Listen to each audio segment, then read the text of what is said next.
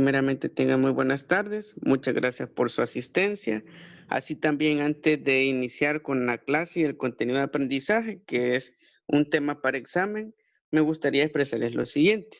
Reiterarles lo que es la invitación de que estemos ingresando a lo que son las clases, ya que los temas que abordamos en la clase son los temas que tomamos para poder realizar lo que son las evaluaciones, tanto las actividades semanales como los exámenes, ya que he visto un comportamiento en el cual realizamos los exámenes y salimos mal en cuanto a la calificación. Puede ser posible de que se debe a que no ingresamos a clase, no llevamos mucho conocimiento sobre el tema y eso incide en cuanto a nuestra calificación. Así que de esa manera puntual, reiterarles la importancia de ingresar a clases para que de esa manera garanticemos mejor el proceso de aprendizaje. Asimismo, iremos más frescos en cuanto a idea, conocimiento, al momento de realizar las evaluaciones sumativas. Así que vamos a iniciar con el tema de este día, que lleva por título lo siguiente: nomenclatura de los compuestos inorgánicos. Este tema es un tema matriz y así también pilar en cuanto a conocimientos de química, ya que las competencias que vamos a aprender en este tema serán la base para el segundo año de bachillerato, en el cual vamos a ver lo que son contenidos referentes al balanceo químico, a la formación de compuestos orgánicos, y en este tema precisamente vamos a ver lo que es la matriz de toda esa estructura de conocimientos. ¿Cuál será el indicador de logro que vamos a perseguir con este tema? Reconocer con interés las normas para la nomenclatura de los compuestos inorgánicos. Para iniciar y así también para que participemos en cuanto al tema, me gustaría realizar una retroalimentación sobre lo que significan los compuestos inorgánicos. Si me comentan, por favor, pueden habilitar su micrófono, así también participar en el chat con base a lo que vimos en la última clase. ¿Qué definíamos por compuestos inorgánicos? ¿Cuál era su principal característica?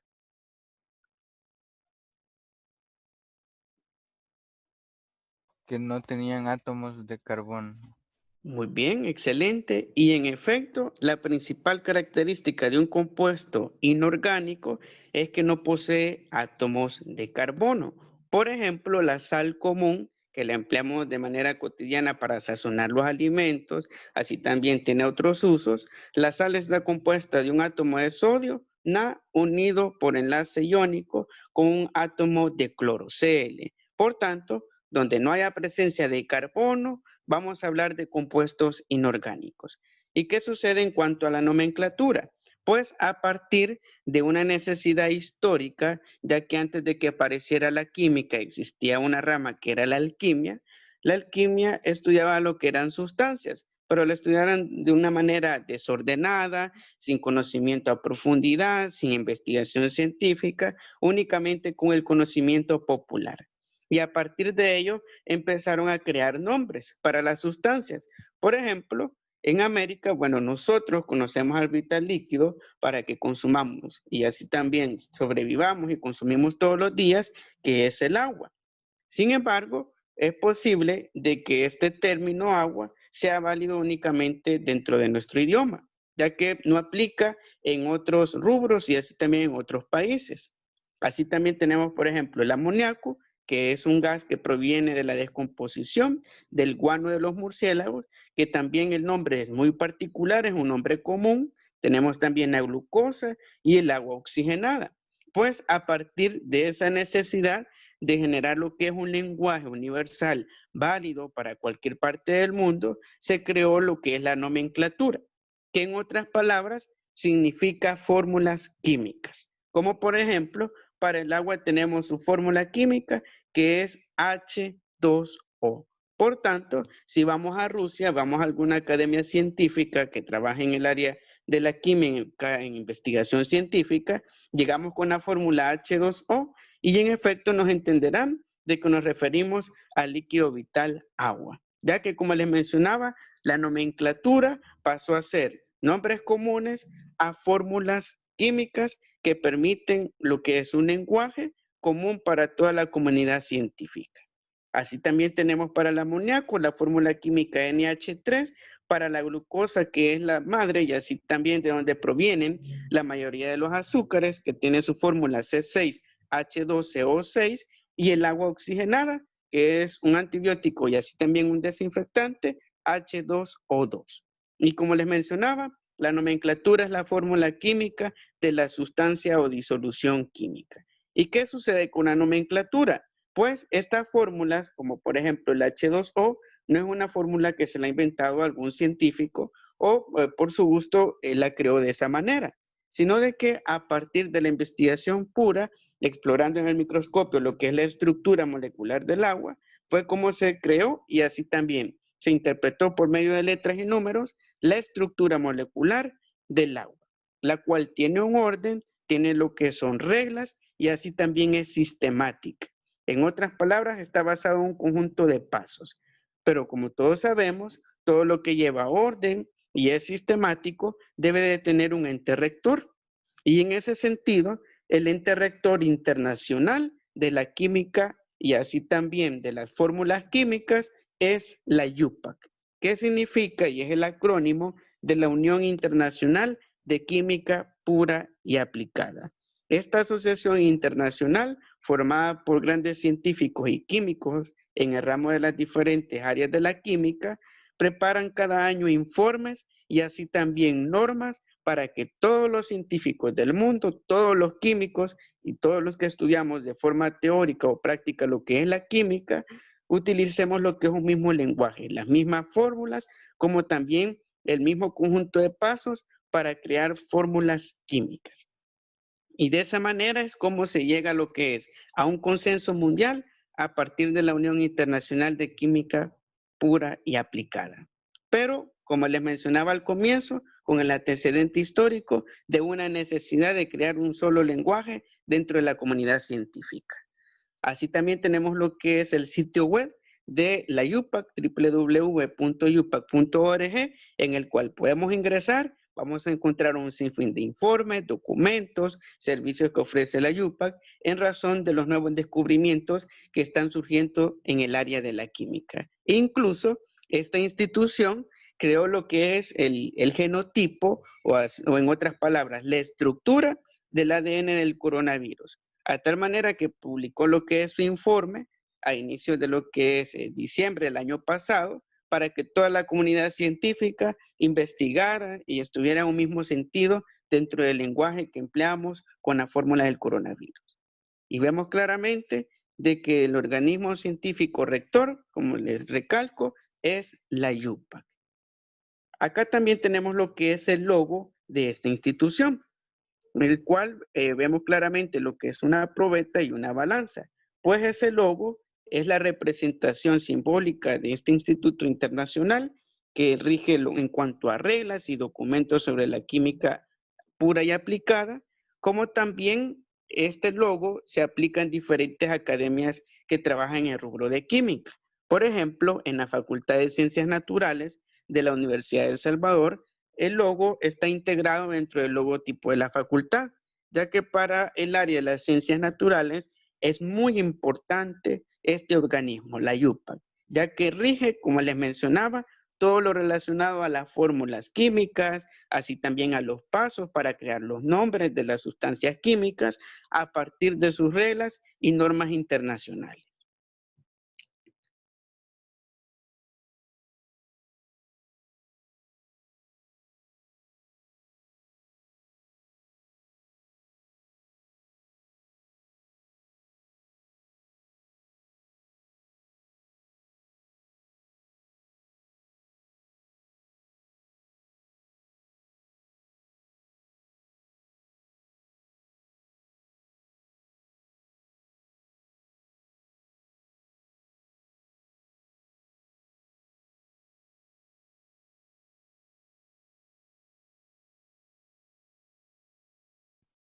Y para ser específico, como les mencionaba en el caso de los óxidos, se producen a partir de la combinación del oxígeno con cualquier elemento químico. Y en razón de ello, ese elemento químico es el metal. ¿Y qué sucede con oxidación? De que el oxígeno genera lo que es un proceso de oxigenación en el elemento metálico, dando por resultado lo que es el desprendimiento de iones del metal y por ende su descomposición.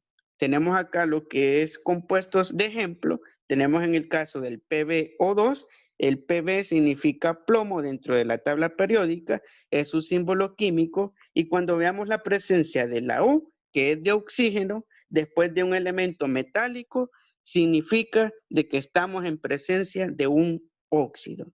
Y con base a lo que es a la nomenclatura Stock, que es una nomenclatura tradicional y así también tomada en consideración por la mayoría de las academias del mundo, vamos a nominarlo con base a esta estructura. ¿Y cómo los vamos a nombrar a este tipo de compuestos químicos?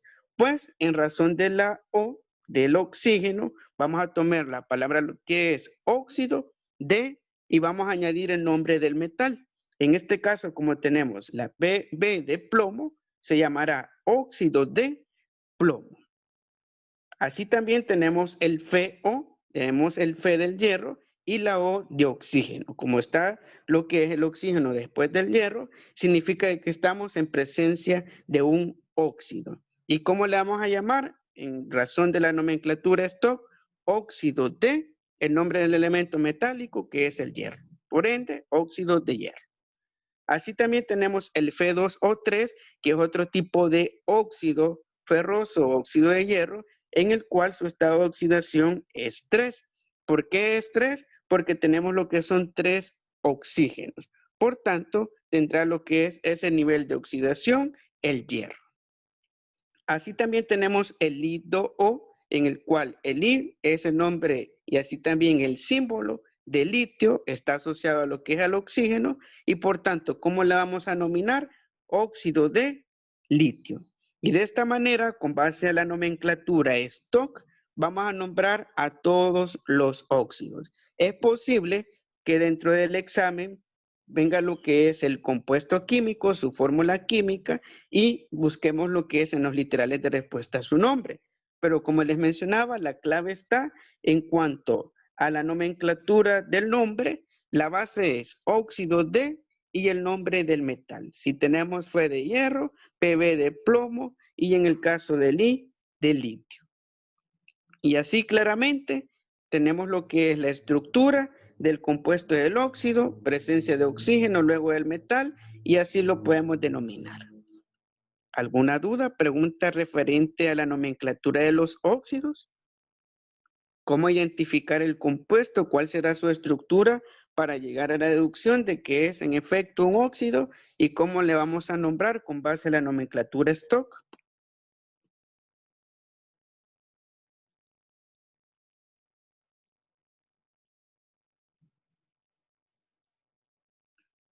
¿Alguna duda? Pregunta referente a esta primera estructura de las nomenclaturas de los compuestos inorgánicos. ¿Cómo vamos a saber qué número ponerle en la nomenclatura Stock? En el caso del número, si tenemos, por ejemplo, un O2 asociado al plomo, que es un elemento muy pesado, tiene más iones que el hierro. Cuando veamos lo que es este tipo de compuesto de óxido de plomo, vamos a colocar siempre entre paréntesis y en número romano lo que es 4. ¿Por qué? Porque el estado de oxidación del plomo es en este nivel. En el caso del FeO, si vemos claramente, únicamente tenemos un oxígeno y tenemos entre paréntesis lo que es 2 en números, como les mencionaba, romanos. ¿Por qué tiene ese número 2? Porque el estado de oxidación a este nivel es 2, ya que tenemos únicamente presencia de un oxígeno como también de un hierro. Y en el caso del Fe2O3, que también es óxido de hierro, llevará lo que es un estado de oxidación 3 por la presencia de 3 oxígenos, como lo vemos acá claramente, y así vamos a distinguir. En el caso del litio, como es un elemento menos pesado, únicamente vamos a expresar su nombre a partir de la estructura de la nominación, óxido de y el nombre del metal que es el litio. Y por ende ya vamos a tener ya su nombre con base a la recomendación de la nomenclatura Stock.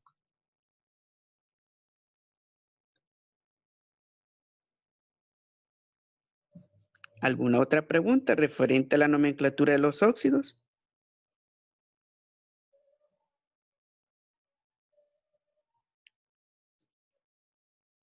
Muy bien, vamos a pasar entonces a la nomenclatura de los siguientes compuestos inorgánicos. Ahora veremos lo que es la nomenclatura de los hidróxidos, que son otro tipo de solución en el cual el proceso químico surge de partir de un proceso diferente. Para ello, primeramente hemos de definir qué es un hidróxido, que en pocas palabras podemos definirlo de la siguiente manera. Los hidróxidos son grupos de compuestos químicos formados por un metal, como vimos claramente en los óxidos, que también hay presencia de un metal, pero asociados a aniones de hidroxilos. En otras palabras, relacionado a hidróxido, que su fórmula química es OH. Para ello, veamos acá este compuesto químico. Tenemos KOH. El OH significa hidróxido. Y con base a la nomenclatura Stock, vamos a nombrar a los hidróxidos. Y en este sentido, como tenemos potasio, conservará lo que es el nombre del OH y lo llamaremos hidróxido de potasio. Y como únicamente tenemos presencia de un potasio y un OH, colocamos entre paréntesis el número romano 1. Así también tenemos el NaOH, el Na es del sodio y el OH es de hidróxido. Por tanto, ¿cómo se llamará? Con base a la nominación Stock, hidróxido de sodio. Como lo vemos acá claramente y como tenemos únicamente un átomo respectivamente de sodio y un átomo de hidróxido, colocamos entre paréntesis 1.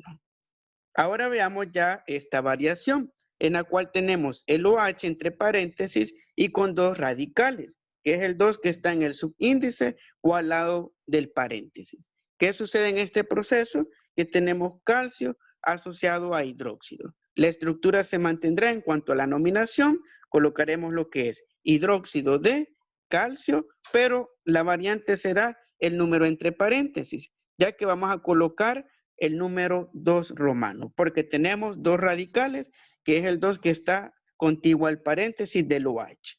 Y de esa manera surgirá el cambio. Cuando tenemos presencia de radicales y el OH está entre paréntesis, colocaremos lo que es ese número romano. Así también tenemos el BaOH2, que también conserva lo que es la estructura de la nominación, hidróxido de bario, que es el Ba. Así también tenemos la ZnOH2, que es hidróxido de zinc. Y claramente vemos que la clave está para identificar los hidróxidos en el OH. Si vemos presencia de OH, significa que hay un hidróxido. Conservamos el nombre, hidróxido de, y añadimos lo que es el nombre del elemento metálico. Si es potasio, hidróxido de potasio. Si es sodio, hidróxido de sodio. Si es calcio, hidróxido de calcio. Si es bario, hidróxido de bario. Y si es zinc, hidróxido de zinc. Y de esa manera se configura lo que es la nomenclatura de los hidróxidos. ¿Alguna duda? Pregunta referente a la nomenclatura de estas sustancias acuosas y alcalínicas.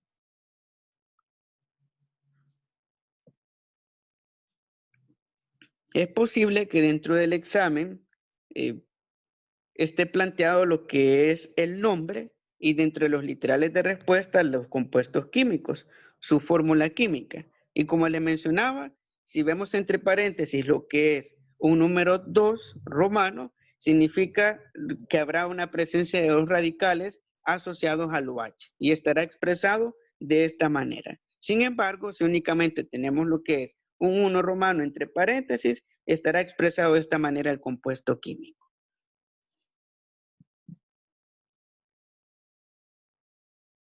¿Alguna duda? Pregunta referente a esta nomenclatura de los hidróxidos.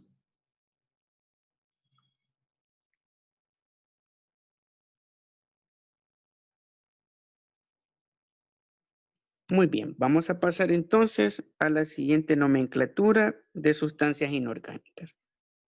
Ahora veremos la nomenclatura de los ácidos o también llamados hidrácidos.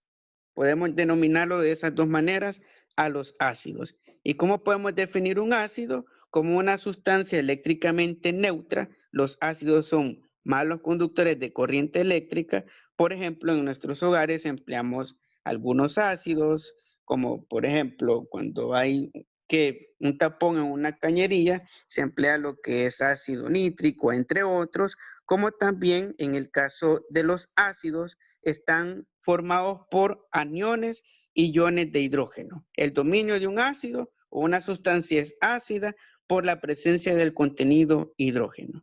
¿Y qué sucede en cuanto a los ácidos? ¿Cómo los vamos a identificar? Veamos en cuanto a la tabla. Tenemos este primer compuesto, el HF. Cuando veamos la presencia del H, del hidrógeno antes del elemento periódico, que en general son metales y no metales, se harán ácidos. Y en ese defecto tenemos lo que es la F de flúor y con base a la nomenclatura y así también a las recomendaciones del nombre tradicional, vamos a generar la nominación de este compuesto químico. ¿Y cómo se llamará? Le llamaremos de la siguiente manera. Tomaremos el término ácido, tomamos la raíz del elemento que se ha convertido en ácido, que es el flúor, y añadimos el término hídrico. ¿Y cómo nos quedará? Ácido flúor hídrico. Así también tenemos el HCl. El H siempre estará al inicio, por tanto es un ácido. Y como tenemos el Cl de cloro, ¿cómo se llamará esta sustancia? Se llamará ácido. Tomamos la raíz del cloro, que es clor, y le añadimos el término hídrico. Y por ende nos quedará ácido clorhídrico. Así también tenemos el HBr, el Br es de bromo, y por tanto se hace ácido el bromo a partir del hidrógeno. ¿Y cómo se nombrará lo que es esta sustancia y compuesto inorgánico? Ácido bromohídrico. Así también tenemos otros ácidos, los cuales están compuestos de dos átomos de hidrógeno. Si vemos la presencia de lo que es un átomo de hidrógeno o dos, asociados a elementos no metálicos o metálicos, estaremos en presencia de ácidos. ¿Y cómo llamaremos a este ácido? Como la S es de azufre y tenemos la H de ácido, tenemos dos átomos de hidrógeno respectivamente, le llamaremos ácido sulfihídrico. Como vemos acá, propiamente en la nomenclatura tradicional. Así también tenemos el H2C, el Se es de selenio, por tanto, llamaremos de la siguiente manera a este compuesto, ácido selenihídrico. Y de esa manera, los ácidos, o también llamados hidrácidos, su característica principal es la composición de átomos de hidrógeno. En este tipo de sustancia química, el dominio lo tiene el hidrógeno. Y cuando veamos lo que es la presencia de uno, dos hidrógenos antes de lo que es el elemento periódico, significa de que es un ácido. Y dentro del examen es posible de que venga lo que es la fórmula química y busquemos el nombre respectivamente. Pero en el caso de los ácidos, y para que quede claro esta parte de lo que es la nomenclatura, vamos a tomar en consideración la nominación del sistema tradicional, tomando lo que es la raíz del elemento periódico y añadiéndolo lo que es el término hídrico. ¿Alguna duda, pregunta referente a los ácidos o también llamados hidrácidos? ¿Cuál es su nomenclatura y así también su nominación?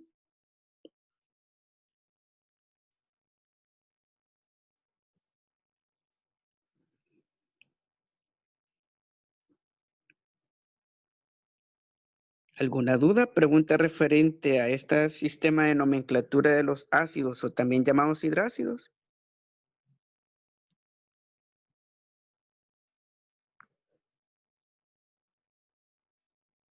Como les mencionaba, la clave está en identificar qué elementos están compuestos. Si tenemos presencia de un hidrógeno antes del elemento periódico, significa que estamos en presencia de un ácido. Ahora pasemos al siguiente sistema de nomenclatura, que es la nomenclatura de hidruros. Los hidruros son una sustancia que son muy parecidos a los ácidos, sin embargo, dentro de la categoría química son sales binarias. Y en ese efecto tenemos lo que es su definición. En el caso de los hidruros los podemos denominar de la siguiente manera, como combinaciones de hidrógenos con cualquier elemento químico. En ese sentido, pueden ser no metales o metales. Tenemos lo que son los hidruros metálicos que veremos ahora en lo que es el cuadro. y con base a qué sistema vamos a generar la nominación de los hidruros con base al sistema Stock. Empecemos con el primer compuesto, analizando su estructura. Tenemos KH2 y como vemos claramente, la H del hidrógeno está luego del elemento metálico, caso contrario a los ácidos que la H está en el inicio. Por tanto, ¿cómo será la nominación de este tipo de compuesto químico? KH2 se llamará hidruro, que proviene del H2 de calcio, ya que tenemos la K de calcio. Así también tenemos este otro compuesto que es LiH. La Li es de litio y la H es de hidrógeno. ¿Cómo se llamará? Hidruro de litio. Así también tenemos el FH3 y en este sentido el H3 tomará un nivel de ionización, que es este valor, que es la numeración romana que se encuentra entre paréntesis. ¿Y cómo se llamará? Mantiene lo que es la misma estructura según el sistema Stock y será de la siguiente manera. Hidruro de el elemento metálico que es Fe hierro, hidruro de litio. Y colocamos entre paréntesis el 3 romano. ¿Por qué? Porque tenemos presencia de 3 hidrógenos. Cuando ocurre ese fenómeno, sí es necesario colocar la numeración. Sin embargo, si tenemos la presencia de un hidrógeno o 2 hidrógenos, no será necesario realizar ese procedimiento. Así también tenemos el SrH2. El Sr es del estroncio, que también es un metal asociado a 2 átomos de hidrógeno.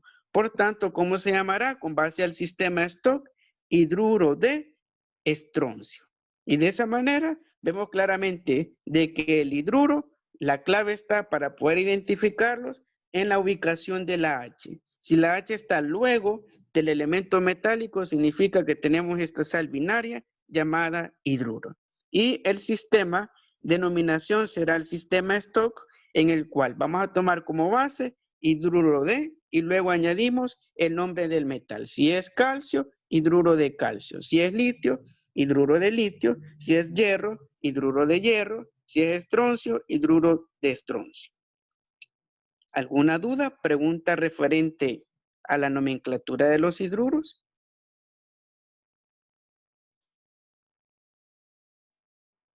¿Alguna duda? Pregunta. Como les planteaba, el sistema Stock es la base para poder nominar este tipo de familia de compuestos inorgánicos.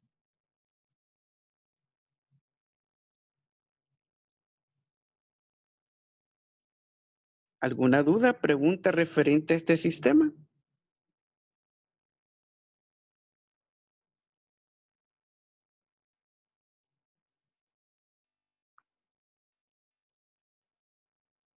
Muy bien, vamos a pasar entonces a la siguiente parte. Para ir finalizando con la sesión correspondiente a la nomenclatura de los compuestos inorgánicos, vamos a realizar esta actividad de retroalimentación para verificar cuánto hemos inquirido sobre el proceso y el contenido de aprendizaje que hemos desarrollado. Para hacerlo, voy a pedir de su participación. Pueden realizarlo por medio del micrófono, habilitamos el micrófono y participamos, o bien podemos emplear el chat dentro de la sesión. La primera pregunta nos hace alusión a lo siguiente. Los ácidos o hidrácidos se caracterizan por tener en su estructura ¿qué elemento atómico? Con base a lo que hemos visto en clase,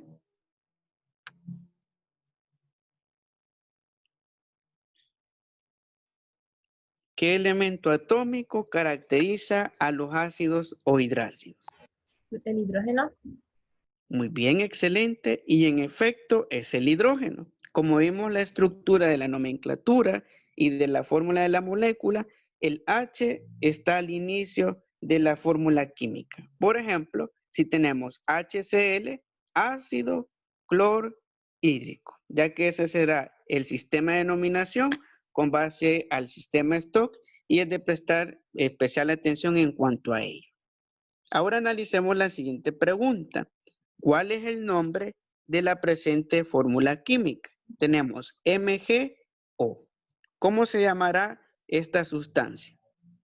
Magnesio óxido, algo así. Muy bien, estamos muy Óxido cerca. de magnesio. Muy bien, excelente. Y se llamaría óxido de magnesio. Porque es de recordar, el magnesio es un metal. Por tanto, en presencia de un oxígeno, después del metal, ¿cuál será la estructura básica para la nominación? Óxido de el nombre del metal. Como es magnesio, óxido de magnesio. Muy bien. No sé si tienen alguna duda, pregunta en general sobre la clase, algún grupo de los compuestos inorgánicos que no quedó muy claro para poder retroalimentar, u otra duda referente al contenido de aprendizaje, ya que como les mencionaba, el tema de este día, como el tema de la última clase, son contenidos para la próxima evaluación. Una pregunta, si tomamos los apuntes de la clase, no es necesario que hagamos la actividad de retroalimentación. En razón de que este día es la entrega de guías de trabajo, podemos realizar únicamente los apuntes de clase. La actividad de retroalimentación es más una suma dentro del proceso de la clase.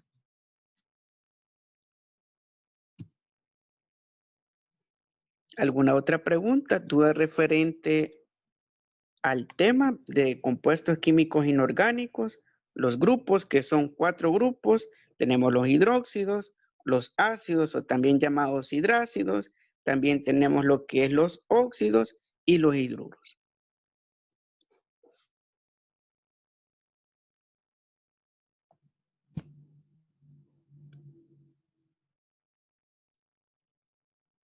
Muy bien, vamos a pasar entonces a la última lámina con un dato curioso para que veamos de que estos compuestos inorgánicos tienen una aplicación en la vida cotidiana. ¿Sabías que el hidruro de litio es utilizado para inflar los salvavidas?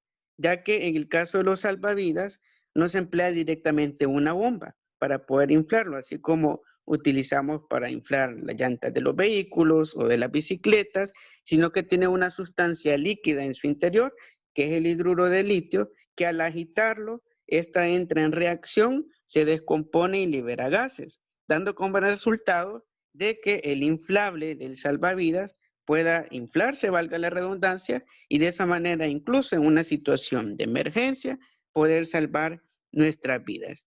E incluso se dice de que el hidruro de litio es más efectivo que el oxígeno que se emplea de manera general para inflar lo que son estos materiales inflables, ya que permite mantener una reacción permanente al ser agitado.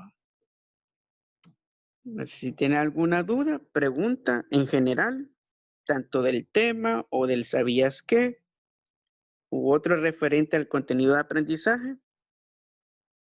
¿Qué pasa si se infla un globo con hidruro de litio?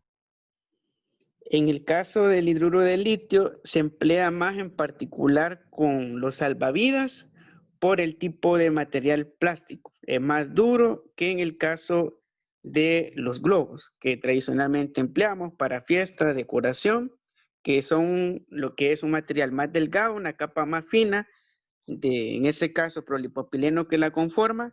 En el caso de los inflables, por su durabilidad y así también por el material, que es una capa más gruesa en cuanto al plástico, permite de que se mantenga más estable, ya que como les mencionaba, el hidruro de litio genera por reacción de descomposición la emisión de gases.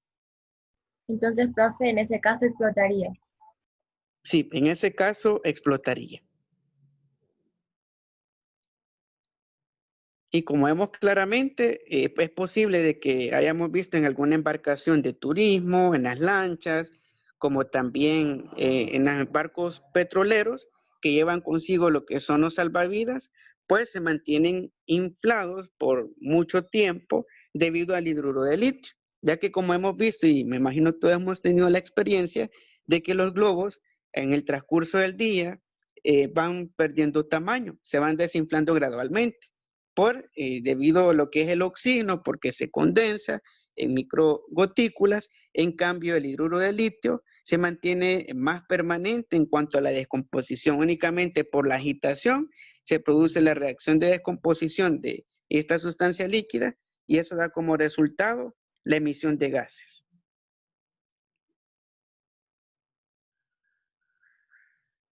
Bueno, si no hay más dudas o preguntas, vamos a ir cerrando entonces la sesión de este día. Recordar de llevar el orden de las clases y tomar en consideración lo siguiente. En la próxima semana, para cambiar lo que es el proceso y así también la metodología, vamos a realizar un debate virtual. Posteriormente les informaré cómo serán las directrices, ya que nos vamos a adentrar ya a la última área de las ciencias naturales, que es la área de biología, un área muy interesante, pero más lo relacionado a los sistemas orgánicos, vivos, cómo se organizan, su clasificación taxonómica, y para iniciar lo que es esa área de las ciencias naturales, haremos un debate sobre la evolución por selección natural. Si es cierto la evolución de Darwin, si en verdad existe o ocurre en la realidad, y posteriormente les informaré sobre ello. Así que vamos a dar por cerrada la sesión. Si tiene alguna duda, pregunta referente a la actividad correspondiente esta semana, siempre estamos a la orden para solucionarles, como también referente a la clase. Así que luego les comparto el documento de la presentación para que archivemos y llevemos lo que es el debido orden en los apuntes. Y muchas gracias por su asistencia. Y recordarles de que su asistencia es muy importante dentro de las clases. Que tengan un feliz día, cuídense mucho. Muchas bendiciones para su familia y que tengan un excelente fin de semana. Adiós, profe. Nos vemos, cuídense.